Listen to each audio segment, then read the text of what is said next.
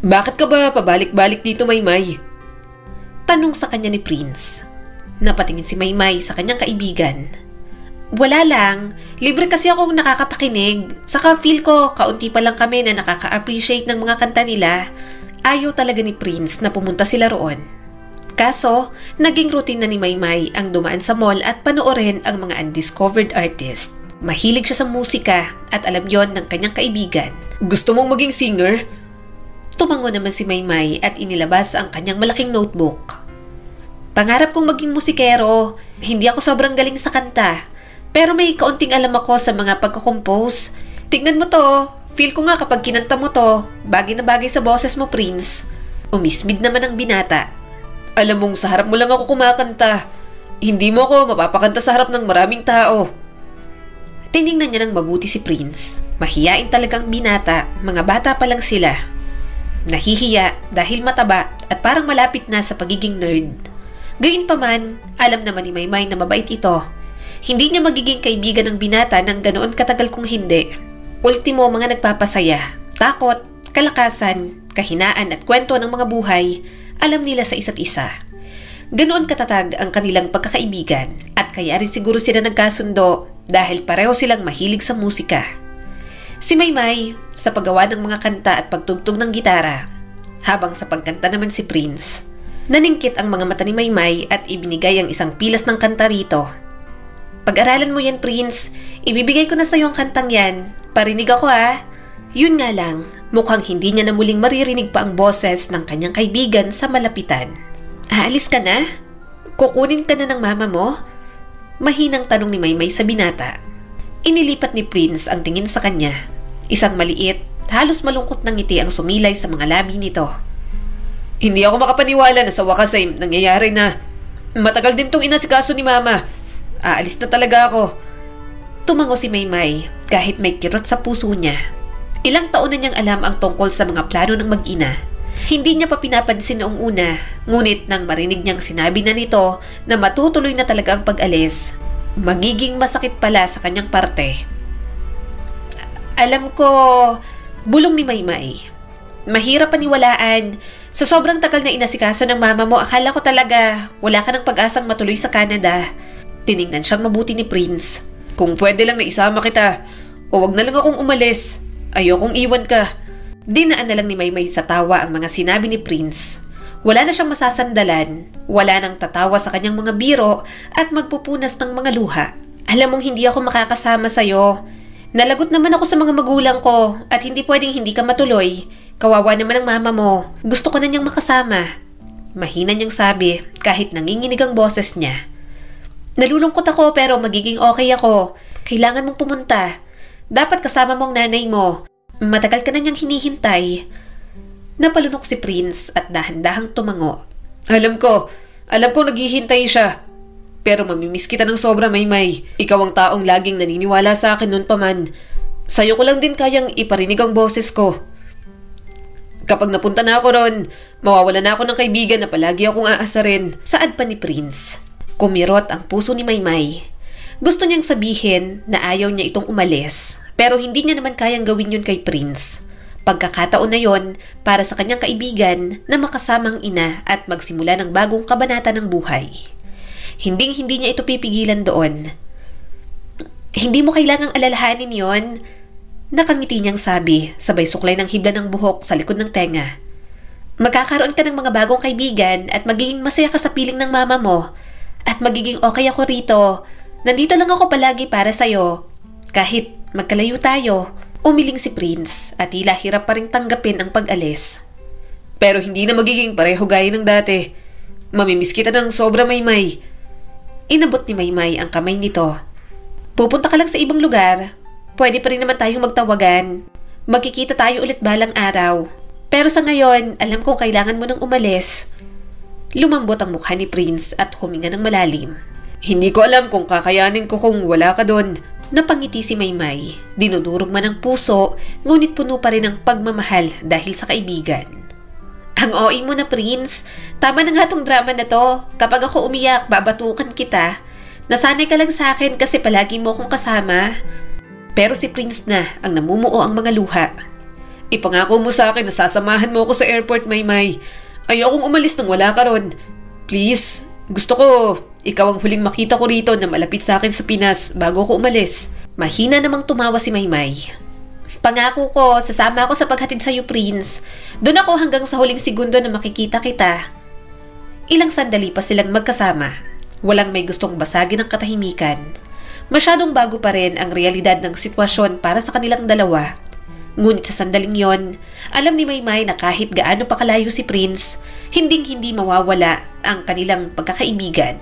Kaso, ang lahat ng pagkakaibigan na mayroon sila ni Prince, mukhang hindi lang ganoon para sa binata. Mas higit pa at hindi talaga inaasahan ni Maymay. Alis na ako, Maymay. Malakas na sabi ni Prince dahil sa ingay ng paligid sa airport. Marahan naman siyang tumango. Sige, mag-iingat ka ron, Prince. Alagaan mong sarili mo. Mamaya mangayayat ka. At oo nga pala, may ibibigay ako sa'yo. Inilabas ni Maymay ang kwintas na binili niya. G-Clef ang pendant na yan kasi pareho tayong mahilig sa music. Ingatan mo yan ha. Ginamit kong ipon ko para mabili ang kwintas na yan. Ayoko kasi namumurahin lang. Gusto kong tumagal sa'yo ang ibibigay ko. Napangiti si Prince at pinagmasdan yun ng mabuti. Iingatan ko to ng husto, Maymay. Sige na, umalis ka na. Baka maiwan ka pa ng eroplano. Bye! Nakangiti niyang sabi. Pinagmasdan niyang paglayo nito. Nang hindi niya na matanaw si Prince, tumalikod na rin siya para umuwi. Kaya lang, natigilan siya nang marinig ang kanyang pangalan. Maymay, sandali lang! Tawag ni Prince at nagmamadaling tumakbo papunta sa kanya. Lumingon siya rito. Bakit? May naiwan ka ba? Bakit ka bumalik? Lumapit sa kanya si Prince at seryosong ekspresyon nito. Maymay, may kailangan akong sabihin sa'yo. Nakaukit ang pagkalito sa mukha ni Maymay. Ano ba yon? Pwede mo nalang itawag sa akin. Mahalaga yata yan para bumalik ka pa. Matagal na kitang gusto. Higit pa sa isang kaibigan, Maymay. Pag-amin ni Prince sa kanya. Umawang naman ang bibig ni Maymay. Hindi siya makapaniwala sa kanyang narinig. Hindi niya inasahan ang mga sinabi ni Prince. Nagpatuloy ang binata at halatang kabado. Alam kong hindi to ang magandang timing para aminin ko sa'yo. Pero hindi ako papayag na makalis nang hindi sinasabi sa'yo ang tunay kong nararamdaman. Natigilan si Maymay. Hindi niya akalain na ganoon ang nararamdaman ni Prince para sa kanya. Teka lang, joke ba to? Kung biro to, tigilan mo na. Umalis ka na lang, pagtitripan mo pa ako. Hindi to biro at hindi kita pagtitripan. Please, hintayin mo ako. Pakiusap pa ni Prince. Pagbalik ko, ipapakita ko sa'yo kung gaano kita kamahal. Ano? Gulantang na tanong ni Maymay. Bago pa niya tuluyang maproseso ang mga salita nito, lumapit na si Prince at hinalikan siya ng marahan sa labi. Sobrang saglit lang na halik, ngunit parang nayanig ang buong sistema ni Maymay. Ilang taon na ba silang dalawa? 15 at hindi pa nagkakaroon ng karelasyon pareho. Yun ang kanyang unang halik, isang sandali na magpakailanman ay mananatili sa kanyang alaala. Nang lumayo si Prince, mabilis na itong tumakbo palayo. Halos madapa pa nga. Gulat na gulat pa rin si Maymay. Bakit nakuha niyang first kiss ko? Sira ulo ka, Prince! Tulala si Maymay habang pauwi. Hindi matanggal sa isipan ang halik ni Prince. Hindi siya makapaniwala sa nangyari kanina. Kahit nang makauwi siya, hindi siya patulugin ng alaalang iyon. Naiirita siyang bumangon sa kama at tinanggal ang eye mask. Umamin lang siya na mahal niya ako. Hindi naman siya nanliligaw pat hindi ko naman siya sinagot. Bakit niya ako hinalikan ng ganon? Lagot ka talaga sa akin kapag nakauwi ka, Prince. Naiinis ako. Gayunpaman, kahit naiinis si Maymay, sinasagot niya pa rin ang mga tawag nito. Nahihiya naman siyang hindi sagutin, lalo na't gumigising pa sa alanganing oras si Prince para lang makausap siya. Iniiwasan na lang talaga nila pareho na pag-usapan ang tungkol sa pag-amin nito. Pero iba ng araw na yon nang magpadala ito ng bulaklak sa kanya. Ate Maymay, may delivery dito. Para sa'yo raw. Bulalas ng kanyang kapatid na si Mayan. Nagulat naman siya. Sige wait, bababa na ako. Pagkabukas ng pinto, nagulantang si Maymay sa bumungad sa kanya. Sa harap niya'y nakatayo ang isang delivery man. May hawak na isang napakalaking bouquet ng mga bulaklak. For Miss May Rose de la Costa po. Sabi ng delivery man, sabay abot sa kanya ng bouquet. Papirma na lang po, sa katunayang na-receive niyo na po, ma'am. Kanino po ito galing? Tanong ni Maymay. Sumagot naman ito. Kay Mr. Prince Fernandez po. Medyo nawala ang kanyang poise. Hindi niya inasahan na magpapadala pa talaga ng bulaklak ang binata. Mukhang sineseryoso talaga siya ni Prince. Oh, may magandang mga bulaklak. Sino naman ang nagbigay niyan? Tanong ng kanyang ina habang abala sa pagmamadyong. Nag-alinlangan si Maymay at namumula ang kanyang pisngi. Kay Prince lang po. Tumaas ang kilay ng kanyang ina. Prince? Yung kaibigan mo? Hindi ba't nasa Canada na yon kasama ng nanay niya? At bakit bulaklak? Nanliligaw sa'yo? Aba, May Rose, ang bata mo pa. Lalong namula ang pisngi ni Maymay. Hindi po ma, late birthday gift lang po ito. Kaso ang kaibigan ng kanyang ina, tinukso pa siya. Ay nako, may pag-ibig na nga ang dalaga mo. Magkahalong hiya at gulat ang naramdaman ni Maymay. Ay hindi po ganun yon. Magkaibigan lang po kami ni Prince. Huwag niyo pong bigyan ng mali siya. Tingnan mo nga palaging nakaayos si Maymay. Tukso pa sa kanya ng ginang. Buhaghag talaga ang buhok ni Maymay. Kapag gigising siya para siyang nakipagsabunutan habang natutulog. Pero dahil alagang plant siya palaging straight yon, gumagamit din siya ng mamahaling shampoo kaya shiny. At ang mukha ni Maymay, alagang-alaga dahil palagi silang nagpapaderma kasama ng kanilang ina. Sa kanilang magkakapatid, siya ang maraming tagiyawat kaya talagang siya ang madalas sa derma. Pinabulaanan niya naman agad iyon. Nag-aayos po ako kasi gawain ko po talaga to. Kahit itanong niyo po kay mama, sige po babalik na po ako sa kwarto ko. Alam niyang kumikilos na si Prince pero hindi pa siya handang aminin sa sarili, lalo pa sa pamilya at mga kaibigan niya. Palagi niyang hinahangaan si Prince, ngunit hindi niya inaasahan na higit pa ron ang nararamdaman ng binata. Habang inaayos niya ang mga bulaklak sa isang vase, maraming tumatakbo sa kanyang isip. Naisip niyang hindi mabilang ng mga sandali na pinagsaluhan nila ni Prince, ang tawanan, mga biruan at ang lumalaking koneksyon sa pagitan nila. Napagtanto niya na may nararamdaman din siya para sa binata, pero masyado pa silang bata para roon. Hay Maymay! Binati siya ni Prince nang magkaroon sila ng oras para magka-video call. Hi Prince! Sagot naman ni Maymay. May halong curiosity sa boses. Tungkol sa mga bulaklak, bakit mo ako pinadalhan? Napakurap si Prince. Halatang hindi inaasahan ang direkta niyang tanong. Bahagya itong umayos ng upo at mas naging seryoso ang ekspresyon. Nagustuhan mo ba? Nagustuhan mo ba? Alam ko na alam mo kung bakit kita pinadalhan ng mga bulaklak. Sinsero na sabi ng binata. Nagtaas ng kilay si Maymay. Hindi ka ba natatakot? Ang lakas ng loob mo magpadala ng mga bulaklak sa akin. Sa bahay pa talaga namin. Akala nila nanliligaw ka. Bakit? Hindi ba? Hamon nito sa kanya. Napabuntong hininga siya. Akala ko kakalimutan na lang natin to. 1 taon ka na dyan, ni hindi na nga natin napapag-usapan ang nangyari sa atin sa airport. Ano to? Mayroon bang higit pa sa mga bulaklak? Seryoso ka ba talaga sa panliligaw mo? Prince, magkaibigan lang tayo. At yun ang alam nila. Mga bata pa tayo. Dahan-dahang bumuntong hininga si Prince. Maymay, ang hirap na maging kaibigan mo lang kung may nararamdaman ako sa'yo. Saka ano naman kung mga bata pa tayo? Wala naman tayong gagawin masama. Ilang beses ko na itong inisip. Tungkol sa'yo, tungkol sa atin. Ayaw ko na nga sanang tumuloy dito at iwan ka dyan.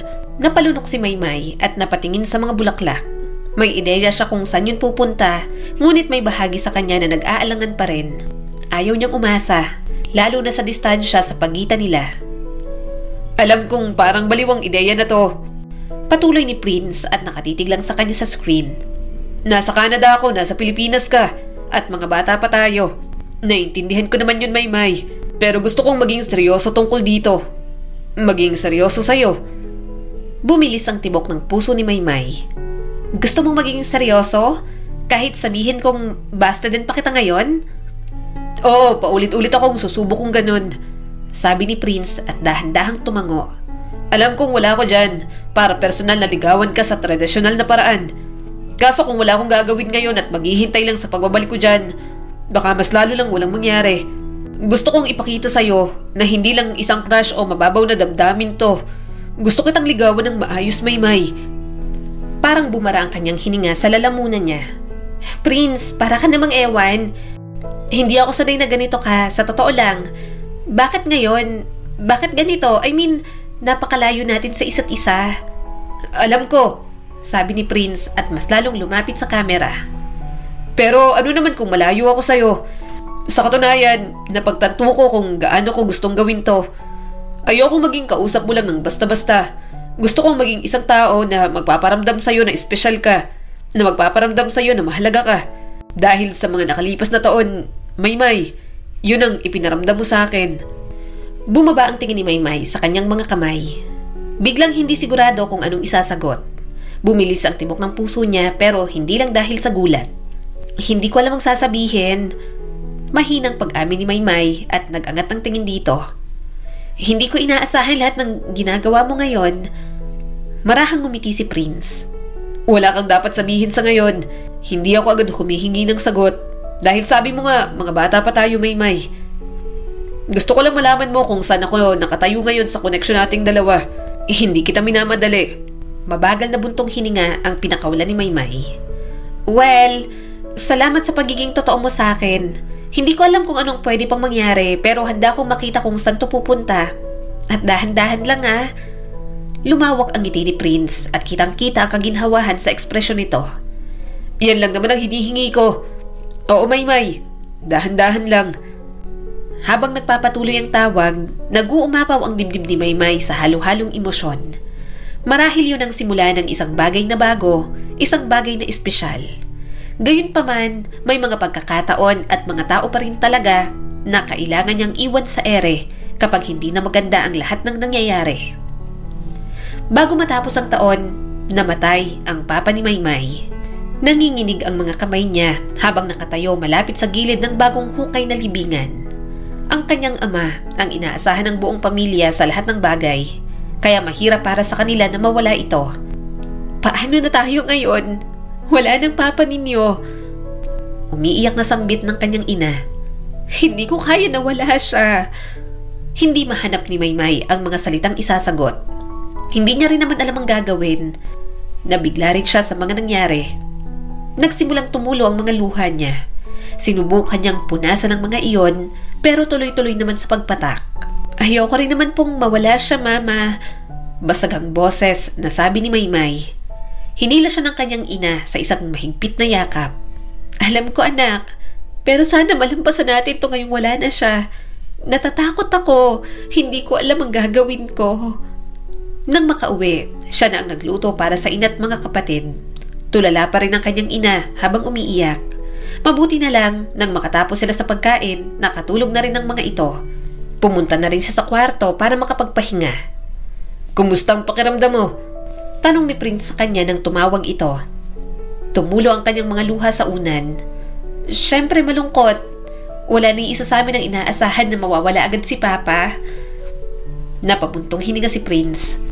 Sana nandyan ako para madamayan ka. I'm sorry. Umiling naman siya. Okay lang. Huwag kang humingi ng sorry. May klase ka pa dapat, di ba? Dapat hindi ka na tumawag sa akin. Baka naabala pa kita. Hindi ka abala sa akin. Mahinang sabi ni Prince.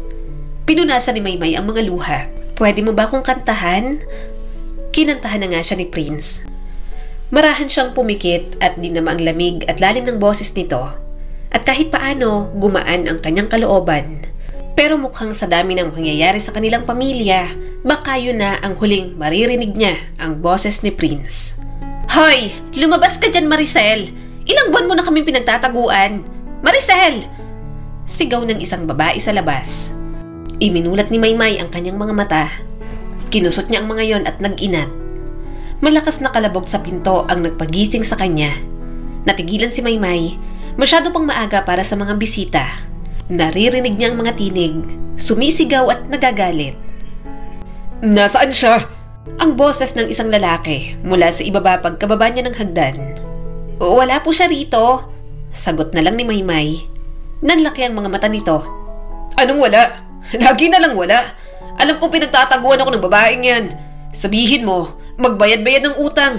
Aba, lumalaki ng interes. Kapag hindi kayo nakabayad, mas mababaon kayo. Napalunok si Maymay. Sige po, sasabihin ko po. Nang makaalis ang lalaki, lumabas naman ang kanyang ina sa pinagtataguan nito. Napatingin siya sa kanyang mga kapatid na tahimik at nanginginig na sa takot. Natatakot rin naman siya kapag may naniningil ng utang. Nilalakasan niya lamang ang loob dahil palaging siyang pinapaharap. Alam niyang marami ng utang ang kanyang mga magulang pero hindi niya inasahan na ganoon na pala kalala.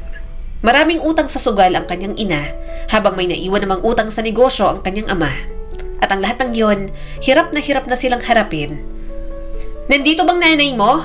Tanong ng ginang na may matinis na boses. Bago na namang maniningil, umiling si Maymay, pilit na pinapakalma ang kanyang paghinga. "Hindi ko po alam kung nasaan siya." Wala naman talaga ang kanyang ina. At mabuti na lang na wala dahil biglang pumasok ang mga ito. Sinundan ito ng 2 pang lalaki sa loob. Umaalingaw-ngaw sa hallway ang mabibigat na mga yabag. "Sandali po, ano po bang ginagawa nyo? Bawal po ito." Saad ni Maymay sa mga walang pakundangang pumasok sa bahay nila. "Wala nga po siya dito. Bakit ayaw niyo pong maniwala?" Boses ni Maymay ang bumasag sa katahimikan. Hindi niya alam kung bakit sinusubukan pa niyang ipagtanggol ang kanyang ina. Ang mga utang, ang mga mali nitong desisyon.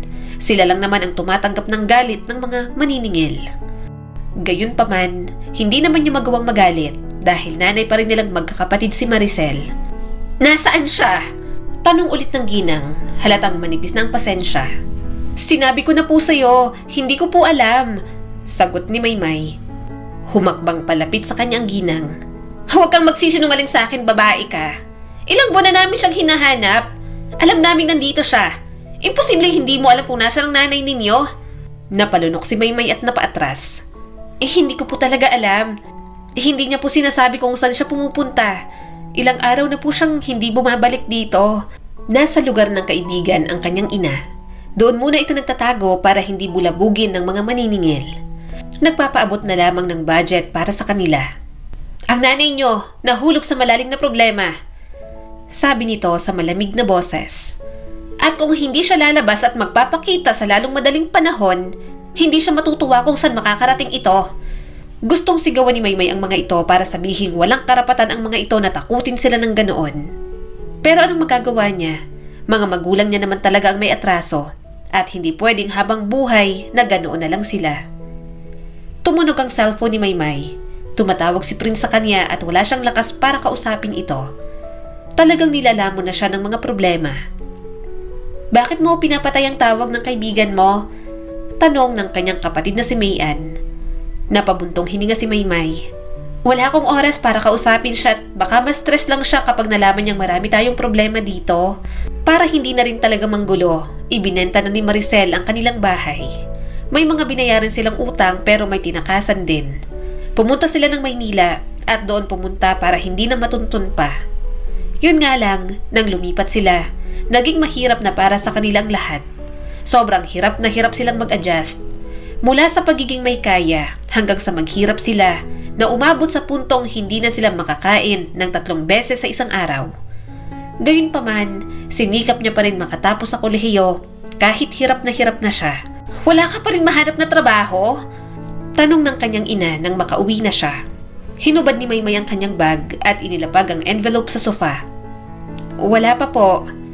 "Maymay," panimula ni Maricel at tunog demanding. "Hindi ko maintindihan. Nagtapos ka naman sa pag-aaral pero wala ka pa rin trabaho? Ikaw ang pinakamatanda. Kaya dapat may ambag ka na uli rito sa bahay. Pero sa halip, wala ka pa rin mahanap na trabaho. Mabuti pa tong si Mayan. Nakakapag-abot kahit papano sa pagpapageant-pageant niya." Tahimik na lang na nakinig si Maymay. Hindi pinapahalatang apektado siya. Kung makapagsalita ang kanyang ina, parang hindi siya nagtrabaho ng 4 na taon bilang virtual assistant. Kaya kahit paano, umayos naman ang kanilang buhay at nakakuha na sila ng sanglang tirang bahay.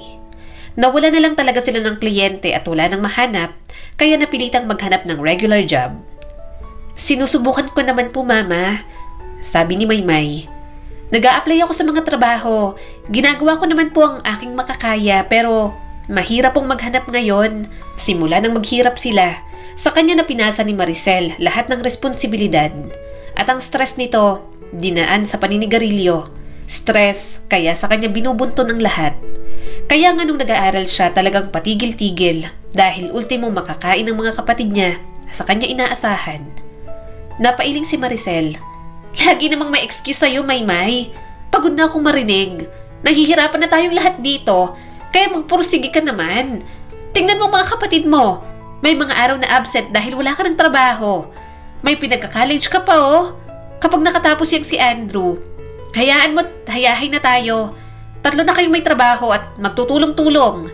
Kahit ganoon ang kanyang ina, iniintindi niya na lamang. Alam ni Maymay na marami rin talagang iniisip si Maricel. Nasa ekspresyon pa rin ng kanyang ina ang pagkabigo. Ayusin mo talaga yan, May Rose. Kailangan mong gumawa ng higit pa.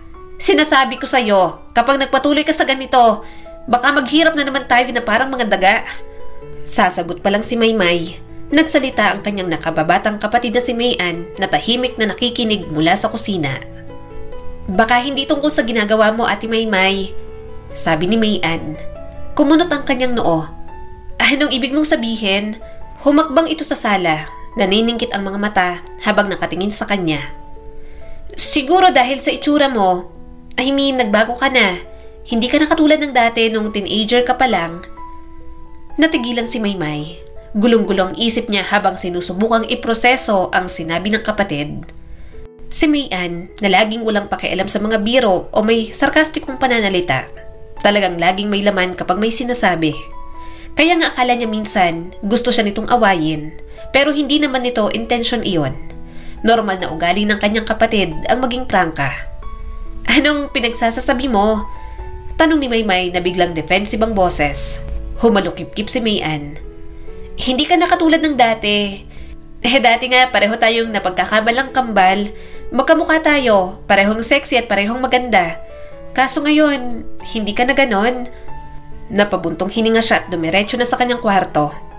Alam mo ang sagot dyan, napabayaan ko ang sarili ko dahil puro pag-aaral at trabaho ang inatupag ko noon. Isa pa, hindi na tayo tulad ng dati, Mayan, na may budget sa pagpapaderma at pagpapaganda. Wala na tayong pera. Mabuti ka, ginagastusan ka ng manager mo kasi nagbe-beauty pageant ka.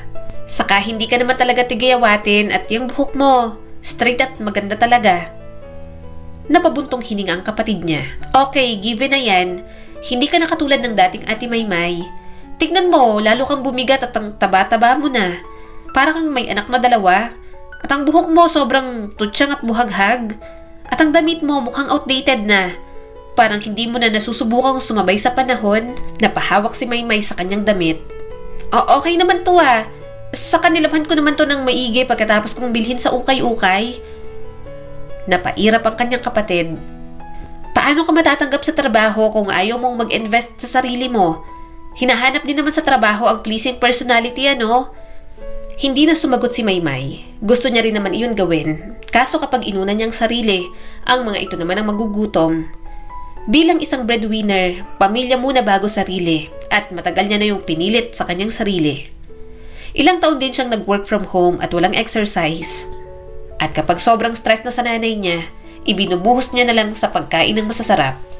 Ni wala na nga siyang time bumili ng bagong panty at bra para sa sarili.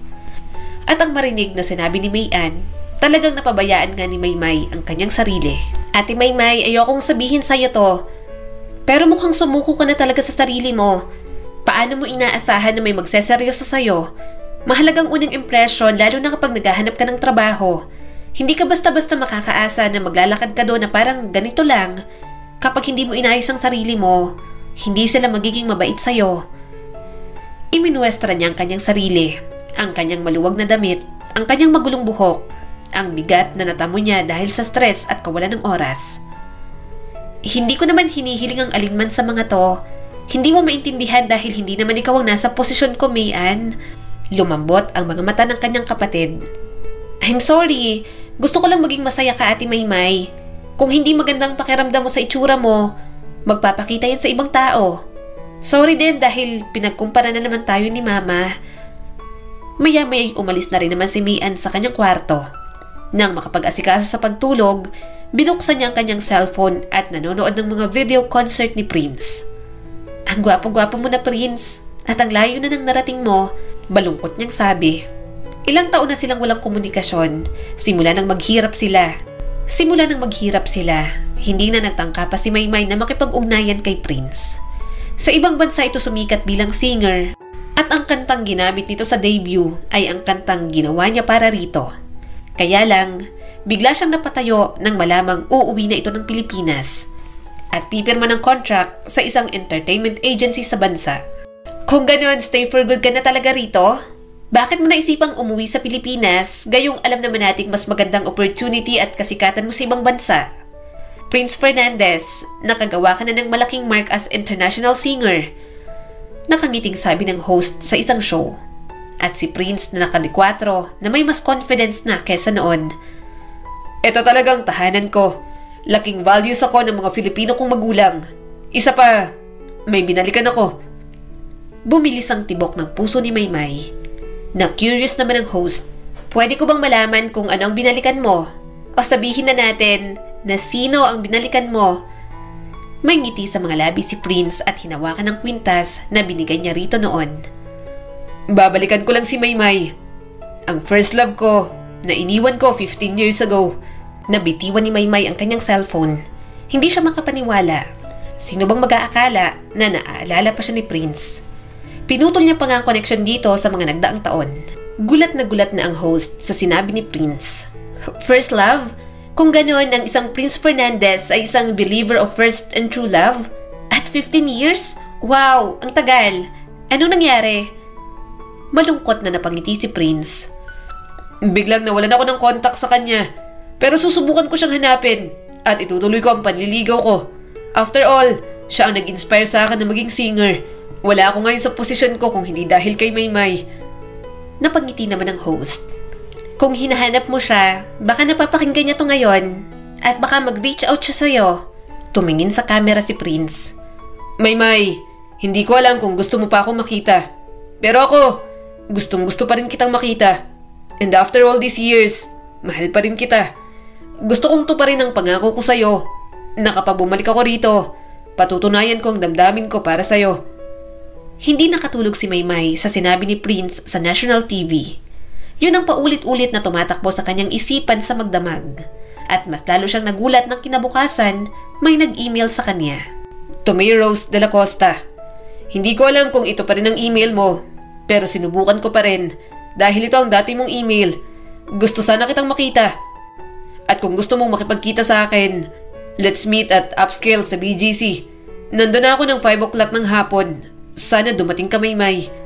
Best regards, Prince Fernandez. Natulala na lang si Maymay sa kisame ng bahay nila. Hindi talaga siya makapaniwala. Gusto niyang makita si Prince. Mabilis siyang bumangon at naghanap agad ng damit na pwedeng suotin. Kaso wala siyang mapili. Pakiramdam niya, hindi bagay lahat sa kanya.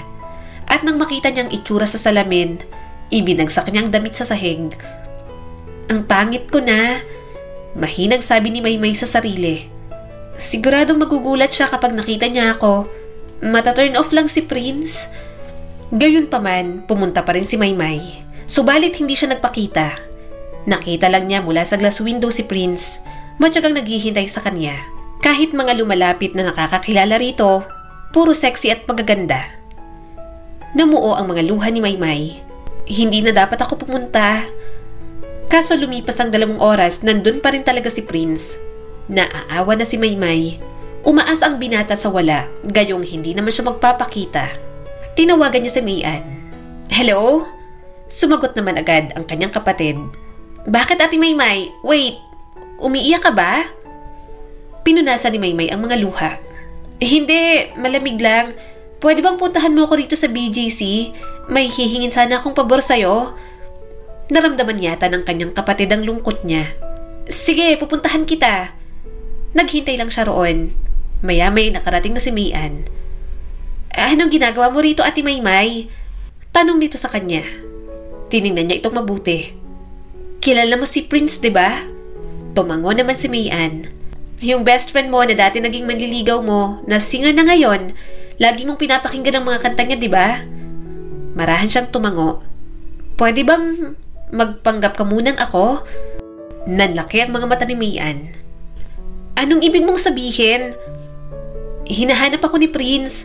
Gusto niyang makipagkita sa akin pero hindi ko kayang humarap. Nahihiya ako sa kanya.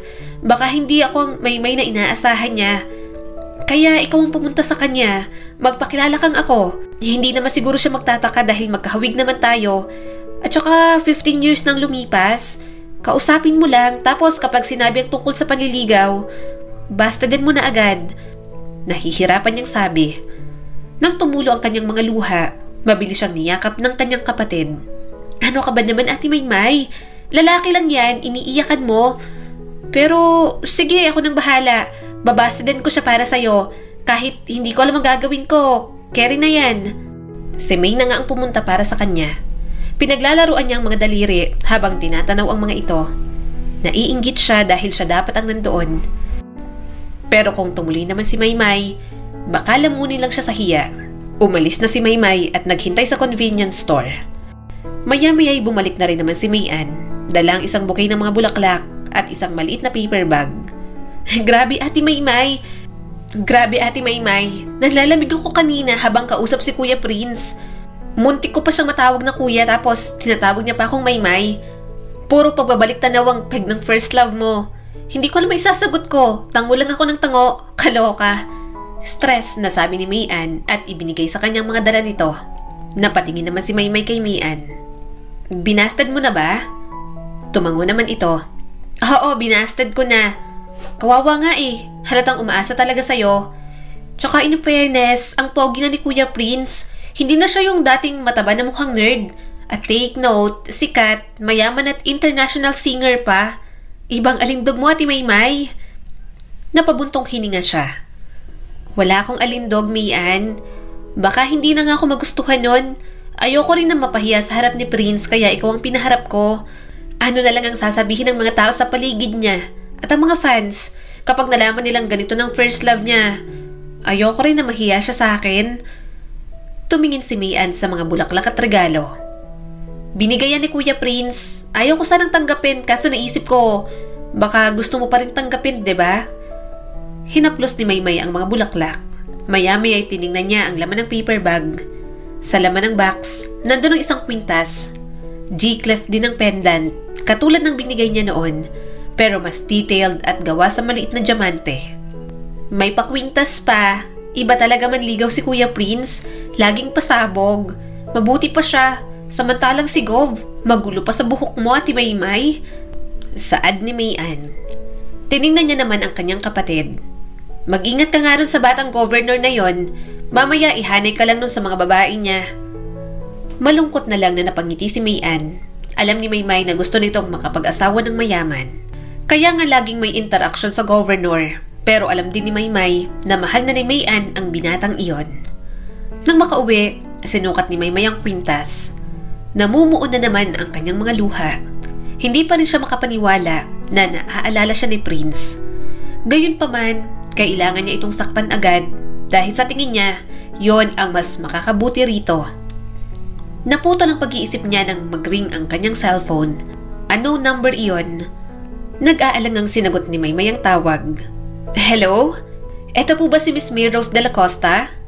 Profesional ang boses sa kabilang linya. Oo, ito nga po ma'am. Sagot niya at medyo kinakabahan na. Eto si Emma mula sa TV station kung saan ka nag-apply. Tumatawag ako para ipaalam sa iyo na nasuri namin ang application mo at tanggap ka na bilang staff dito. Binabati kita. Namanhid ang kamay ni Maymay at saglit parang hindi siya makahinga. Sa ilang beses siyang na-reject, nahihirapan na siyang alamin kung totoo ba ang sinasabi sa kanya ng tumawag. Teka, ano po?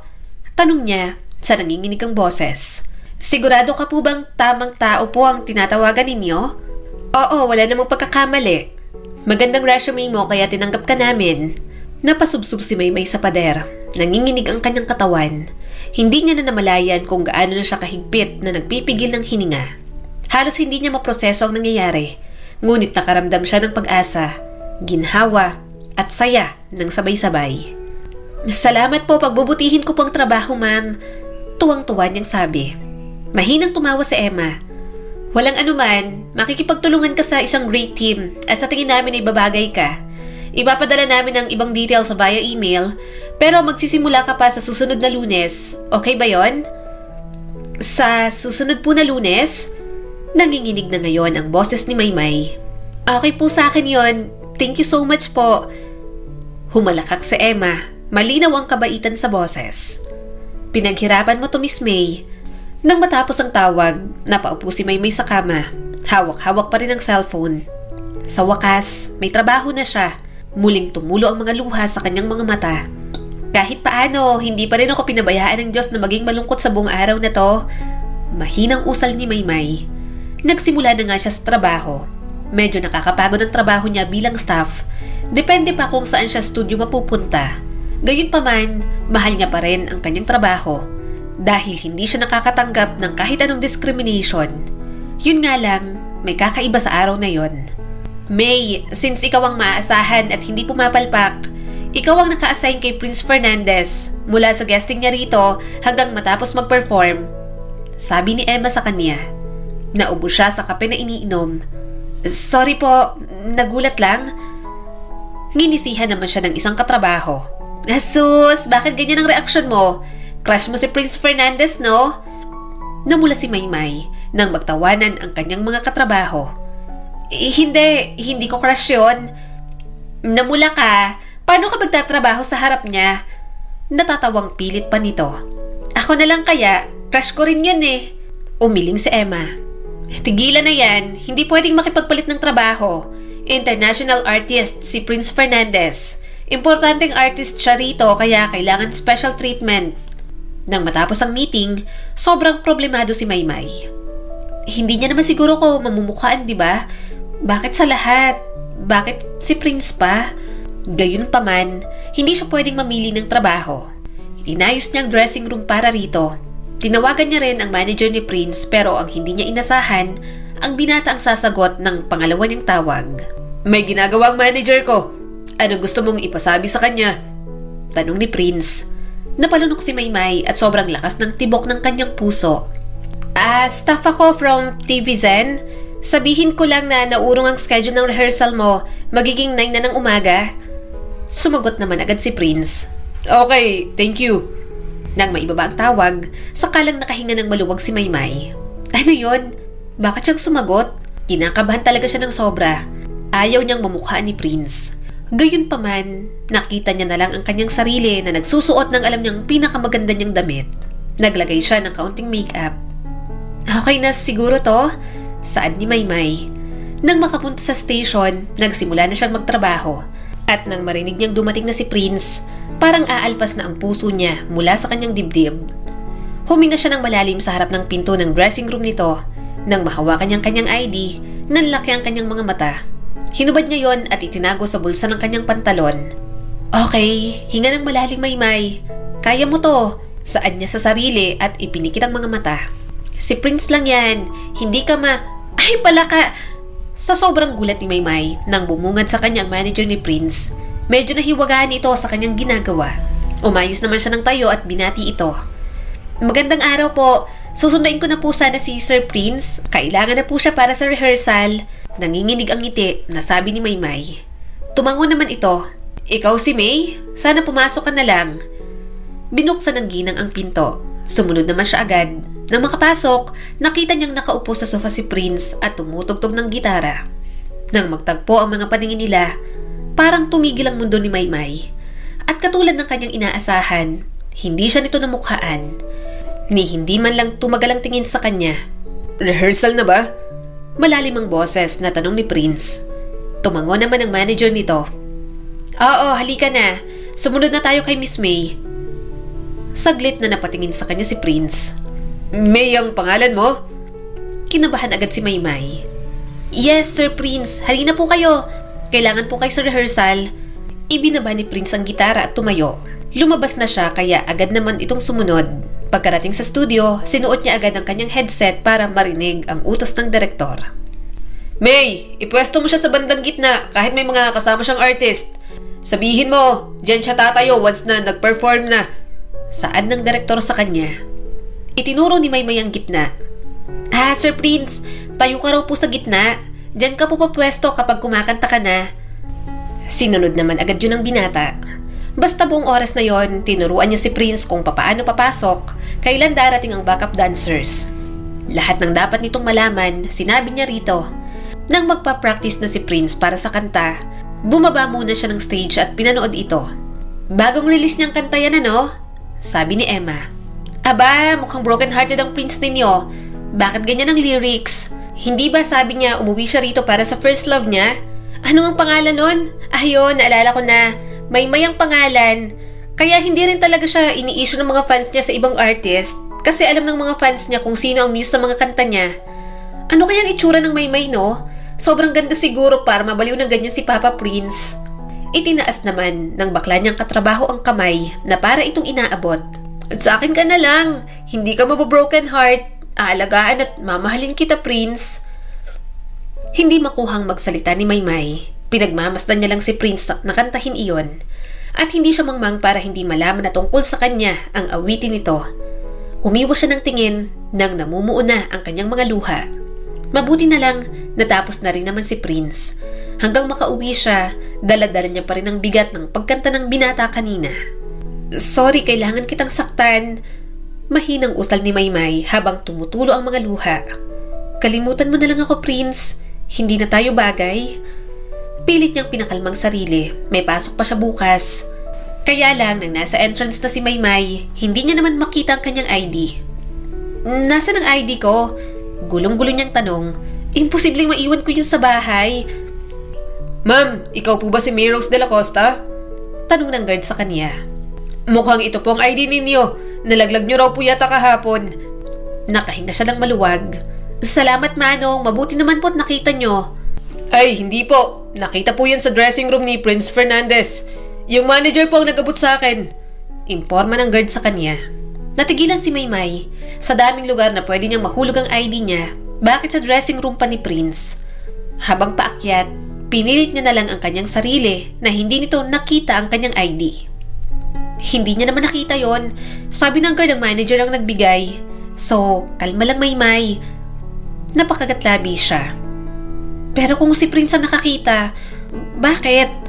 Ako lang bang may de la Costa sa mundo? Marami naman akong kapangalan na. Oo, ganun nga, pero hindi talaga. Ano bang gagawin ko? Sana hindi niya nakita ang ID ko. Lagot ako nito. Kaya nang dumating ang araw ng performance ni Prince, sobrang kabado si Maymay. Nang kumatok siya sa dressing room, nagtagpo agad ang kanilang mga mata. Kung sa unang punta niya roon, hindi siya pinapansin ni Prince. Nang sandaling yon, pansin ni Maymay na bawat kilos niya, pinagmamasdan siya ng binata. Humarap na lang si Maymay sa manager. Ready na po ba si Sir Prince? Pero nauna nang sumagot ang binata. Oo, ready na ako. Dapat ako tinatanong mo. Hindi naman ang manager ko mag-perform sa stage. Napairap naman ang manager sa asal ni Prince. Pero nang may tumawag, nagpaalam muna ito at lumabas ng dressing room. Habang nasa loob, pinagpapawisan na ng malamig si Maymay. Nang tumayo si Prince at lumapit sa kanya, bigla siyang napaatras. Kung ready ka na, itong lapel mo sana ikakabit ko na sa'yo. Nauutal niyang sabi. Biglang nagsalita si Prince. Dry ang lips mo. Kumain ka na ba? Napatakip naman agad si Maymay sa kanyang bibig. Nakalimutan niyang gawain ng binata ang basta na lang maghalik. Pero mabilis naman siyang umayos nang maisip na pangit na siya, kaya walang chance na mangyari pa yon. Mamaya na ako kakain, mahinang sabi ni Maymay. Tiningnan nito ang oras. May 2 hours pa, kumain ka na muna. Napalunok naman si Maymay. Sige, alis na muna ako. Kaso, bago pa siya makaalis, hinila na siya ni Prince at pinaupo sa sofa. Lumapit ito sa isang paper bag at inilabas ang 2 Tupperware. Kanin ang laman ng isa at kare-kare naman ang pangalawa. Kaso, hindi kumakain si Maymay ng kare-kare dahil allergic siya sa mani. Mahinang napamura si Prince. Ibibili kita ng ibang ulam. Tumayo si Prince at umalis ng dressing room. Samantalang naiwan naman si Maymay na tulala na lang. Naging ganoon ang reaksyon ng binata dahil alam nito na may allergy siya. Alam niya na? Hindi napigilan ni Maymay na mapaiyak. Alam niya na rin na ibang pinaharap ko sa kanya. Mabilis na pinunasan ni Maymay ang kanyang mga luha. Nang makarating ito, kalderetang baka ang dala ni Prince. May kaunting pawis pa sa noo na malamang ay tinakbo pa. Kumain ka na, sabi ni Prince at inilapit sa kanyang pagkain. Sumubo si Maymay ng pagkain pero hindi naman siya mapakali. Parang wala lang kay Prince ang lahat. Ni hindi nito binubuksan ang topic na yon. Maya-maya ay sinabayan na rin siya ng binata kumain. Ito ang nag-ulam ng kare-kare. Akala ko maglalagay ng lapel. Kumakain na pala kayo dyan, sabi ng manager pagkapasok. Umawang ang bibig ni Prince. Kain na, nagutom lang. Pagkatapos nilang kumain, hindi niya alam kung paano siya matutunawan. Walang paglagyan ng pagkabusog ni Maymay dahil sa sobrang kaba. Ikaw ang maglalagay ng lapel ko? Mahinang tanong ni Prince na halos silang dalawa lang ang nakakarinig. Marahang tumango si Maymay at lumapit sa binata. Habang inaayos niya ang lapel sa bewang nito, talagang nanginginig ang kanyang mga kamay. Nang humarap siya kay Prince at inayos sa mukha nito ang microphone, narinig niya ang pagsinghap ng binata. Para bang hirap na hirap sa lapit nila, pero nakuha pa rin tumitig sa kanya. Ang ganda naman ng kwintas mo. Sino kayang may bigay niyan? Biglang tanong ni Prince. Napakagatlabi si Maymay at hindi na yun pinansin. Wala nang rason para magsinungaling siya. Nabuko na siya ni Prince. Okay na, sabi niya at mabilis na lumayo. Ngumiti naman si Prince sa kanya, kaya mabilis siyang umiwas ng tingin. Lumabas na rin naman sila ng dressing room at nang mag-perform ito, palagi siyang tinitingnan. Titingin na rin naman si Prince sa fans pero mas madalas ang titig sa kanya. Pagkatapos ng trabaho, nagulat na lang siya nang may sinabing libreng buffet sa table sa ibaba. Ang galante mo naman, Ma'am Emma. Tumawa naman ito. Hindi ako ang nanglibre nito, si Prince Fernandez. Ang galante nga eh. Pasasalamat niya raw sa team natin. Alam mo ba, kinausap siya ng producer. Nandito siya sa show natin ng 4 na buwan para mag-perform. Huminga ng malalim si Maymay. Mukhang ilang ulit pang magkukrus ang landas nila ni Prince. At sa mga pakulo ng binata, talagang hindi siya makakaligtas. Dapat, ako talaga nag-a-assist kay Prince Fernandez. Eh di sana akong nakatanggap ng flowers. Naiinggit na sabi ng kanyang katrabaho. Tinitigan ni Maymay ang bouquet ng mga bulaklak na nasa table niya. May note pa ron ni Prince na nagpapasalamat dahil sa pag-assist niya rito. Kaya kalalabas niya lang, lutang na si Maymay. Pero nawala agad iyon nang may humila sa kanya at isinakay sa sasakyan. Nang tinanggal nito ang cap at mask, nakita niya si Prince. Ano kailangan mo, Sir Prince? Kinakabahan niyang tanong. Ikaw, sagot nito. Ikaw ang kailangan ko, Maymay. Nalaglag ang panga niya nang banggitin nito ang kanyang palayaw. Umiwas siya ng tingin at napasandal na lang. Mag-usap tayo, seryosong sabi ni Prince. Pero wag dito. Pumunta tayo sa penthouse ko. Mas safe ang privacy mo ron. Marahan na lang tumango si Maymay. Habang nasa biyahe, tahimik lang silang dalawa. Nang makarating sa penthouse nito, namangha siya sa laki at ganda. Sobrang layo na talaga nang narating ni Prince. Nang makapasok, pinaupo siya nito sa sofa. Maymay, ano gusto mong kainin? Anong gusto mong inumin? Dinerecho na agad ni Maymay ang binata. Bakit mo ba ako dinala rito?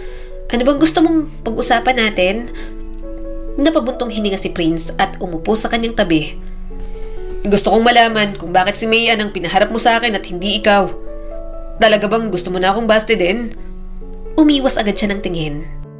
Uusog na sana siya palayo pero hinawakan nito ang kanyang bewang. Please, Maymay, huwag kang lumayo. 15 years ako naghintay sa'yo. Pero bakit ginagawa mo sa akin to?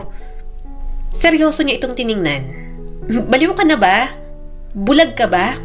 Tingnan mo ang itsura ko sa itsura mo.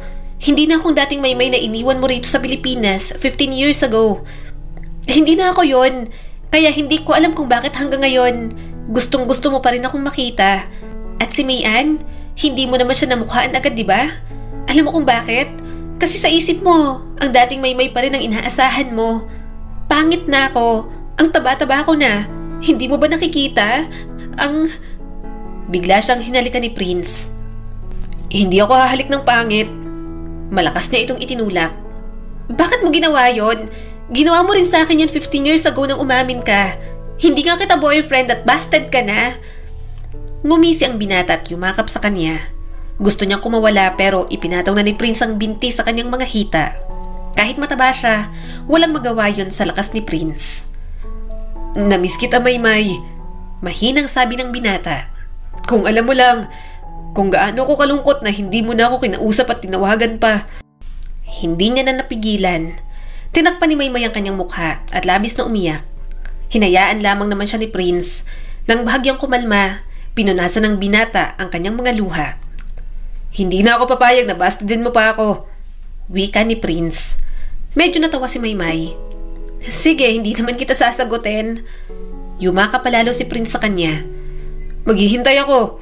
Magsasawa ka sa akin na mapipilitan ka na lang na tanggapin ako. Napabuntong hininga si Maymay. Marami pa namang iba dyan. Sikat ka, mayaman pa. Bakit ako pa? Hindi na ako katulad ng dati, Prince. Marami nang nagbago sa akin. Hindi lang itsura kundi sa mismong buhay ko. Hindi tayo bagay. Marami akong bagahe sa buhay. Magiging pabigat lang ako sa'yo. Tiningnan siya ng binata. Bagay tayo nun. Bagay pa rin tayo ngayon. Kung may mga bagahe ka, hayaan mong tulungan kitang dalhin lahat ng yon para hindi sobrang bigat sa'yo. Nang malaman kong nangyari sa inyo pagkatapos pumanaw ng papa mo, gustong gusto kong bumalik sa Pilipinas. Pero ikaw na ang pumutol ng koneksyon nating dalawa. At hindi ko alam kung anong tumatakbo sa isip mo ng mga panahong yon. Alam kong mabigat ang pinagdaraanan ng pamilya mo. Ayoko namang maging ganito, Prince. Mahinang pag-amin ni Maymay. Hindi ko naman ginusto to. Napabayaan ko ang sarili ko dahil palagi kong inuunang pamilya ko kesa sa sarili ko. Simula nang maghirap kami, nagbago na si Mama. At ako lang ang inaasahan ng pamilya ko. Pati ang musika, isinuko ko para sa kanila. Hinaplos ni Prince ang kanyang mukha. Ako ang magiging musika mo simula ngayon. Hindi ka na ulit mag-iisa. Mapapabayaan mo man ang sarili mo. Ako palagi ang magpapaalala at mag-aalaga palagi sa'yo, Maymay. Marahan siyang umiling. Hindi tayo pwede, Prince. Napakalayo na ng agwat natin sa isa't isa. Ano na lang ang sasabihin ng mga tao, ng mga fans mo? Madidismaya sila kapag nalaman nilang akong first love mo. Baka sabihin pa nila, ginayuma kita. Tumawa naman ang binata at sumubsob sa kanya. Ginayuma mo yata talaga ako. Hanggang ngayon mahal na mahal pa rin kita. At kung pahihintulutan mo, ipagmamalaki kita sa lahat. Pero ayaw ko rin namang guluhin ang privacy mo. Tama na yung ako lang ang may bashers. Hindi ko kakayanin kapag ikaw ang pinagsalita ng masama. Hindi ako nagbibiro, Prince. Frustrated niyang sabi. Hinawakan ni Prince ang kamay niya. At hindi rin ako nagbibiro, Maymay. Hindi ganun kababaw ang pagmamahal ko sa'yo para sukuan ka ngayon. Pangit ka? Sino nagsabi? Bakit? Kapag dinala mong anak natin, umitim ang batok at kilikili mo kaya tumaba ka palalo. Sa tingin mo, iiwan kita dahil doon. Mas lalo ka lang gumaganda sa paningin ko, Maymay. Masama niya naman itong tiningnan. Anong anak? Siraulo ka ba? Bastard ka na nga, yan pang iniisip mo. At napakagaling mong mambola, ah. Tumawa si Prince at parang hindi narinig ang sinabi niya. Mahal na mahal talaga kita. Pinaglaruan ni Maymay ang kanyang mga daliri. Gusto ko nang magbago. Ayokong maging ganito. Gusto kong ibalik ang dating ako. Pwede bang bago kita mahalin pabalik, mahalin ko muna ang sarili ko? Tumunghay agad si Prince at malawak na napangiti. Mas lalo lang kitang minamahal kapag minahal mo ulit ang sarili mo, Maymay. Simula ng araw na yon, nag-focus si Maymay sa sarili niya. Napag-graduate niya na naman ang isa niyang kapatid, kaya hindi na sobrang bigat ng mga gastusin para kay Maymay. Samantala, si Mayan naman ang sumasalo sa ibang responsibilidad sa bahay nila. Nang malaman nga ng dalaga na muli niyang aayusin ang sarili, tuwang-tuwa ito para sa kanya. Ate, hihintayin ko ang balik alindog mo, ah. Ibibili talaga kita ng damit at sapatos. Tuwang-tuwa na sabi ni Mayan. Nagja-jogging siya isang umaga nang may biglang tumabi sa kanya. Nakasuot ng hoodie at may shades pa. Nanlaki ang mga mata niya nang makita si Prince. Anong ginagawa mo rito? Tumigil siya at agad itong inakbayan para itago sa ibang tao. Baka may makakita sa'yo. Hindi ka talaga nag-iingat. Baka nakakalimutan mong sikat ka na. Mahina namang tumawa si Prince. Sabay tayo mag-breakfast? Napairap naman siya. Ewan ko sa'yo. Naging ganon ang routine nila ni Prince. Nagkikita sila sa trabaho niya. Palaging nagpapapansin ng binata, kaya palagi niyang sinasaway. Natatakot siyang baka may makahalata. Kahit medyo mahal ang derma, pinatos na lang ni Maymay. Sensitive kasi ang kanyang mukha, kaya mapili talaga sa mga skincare na gagamitin. Nagpareband na din siya ng buhok. May, tawagin mo na si Prince. Standby na siya sa backstage. Saad ni Emma. Tumango naman si Maymay. Yes po, ma'am. Aalis na sana ito, pero muling bumalik at tinitigan siya. May napansin ako sa'yo. Ang ganda mo ngayon, na. At pumapayat ka na. Ma'am? Gulat niyang tanong. Ngumiti naman si Emma. Bagay sa'yo. Nahihiya naman siyang ngumiti. Thank you po, ma'am. Pagkatapos ng trabaho, nagkita sila ni Prince sa isang restaurant. Sa tagal nitong nanunuyo sa kanya, sinagot niya na rin naman at ilang buwan pa lang na magkasintahan sila, nagkaroon sila ng beach wedding na pamilya lang ang kasama pati na rin ang manager nito. Walang nakakaalam kahit mga fans nito, kaya nang sumabog ang balita, marami ang nagulat. Maglabas ka na ng statement, kawawa naman ng fans mo, pakiramdam nila iniwan mo sila sa ere. Hindi mo pinaalam na kasal na tayo. Kung hindi ka pa sinundan ng mga paparazzi, hindi pa nila malalaman. Sabi ni Maymay kay Prince. Matatanggap din nila yan, nagulat lang sila. Saka ayokong sirain ang privacy mo, Maymay. Gusto mo tahimik at solemn ang kasal natin, kaya yun ang gusto kong ibigay sa'yo. Halika nga rito. Hinila siya ni Prince at mas lalong niyakap. Maging sweet ka sa akin, may paparazzi na nakatingin sa akin. Bigyan natin sila ng magandang larawan na ikakalat. Dapat alam nila na baliw ako sa'yo. Para maintindihan ng fans ko na kasal na ako. Buntis ka na nga, hindi pa nila matatanggap. Natawa na lang si Maymay at sumandal sa dibdib ni Prince. Maraming naging pagbabago sa kanyang buhay. Gayunpaman, sa lahat ng nangyari, isa lang ang nananatili at hindi nagbago. Yon ay ang pagmamahal ni Prince para sa kanya. Ang kwentong ito ay nagpapaalala sa atin na sa pagbibigay ng lahat para sa ating pamilya, huwag sana natin kalimutan na tayo rin ay karapat-dapat na maging buo. Ang pag-aalaga sa ating mga mahal sa buhay ay mahalaga, ngunit huwag nating baliwalain na pangalagaan at mahalin din ang ating mga sarili. Muli, ito po si Skylar Guro at sana may bago na naman kayong natutunan sa kwento natin ngayon. Maraming salamat po.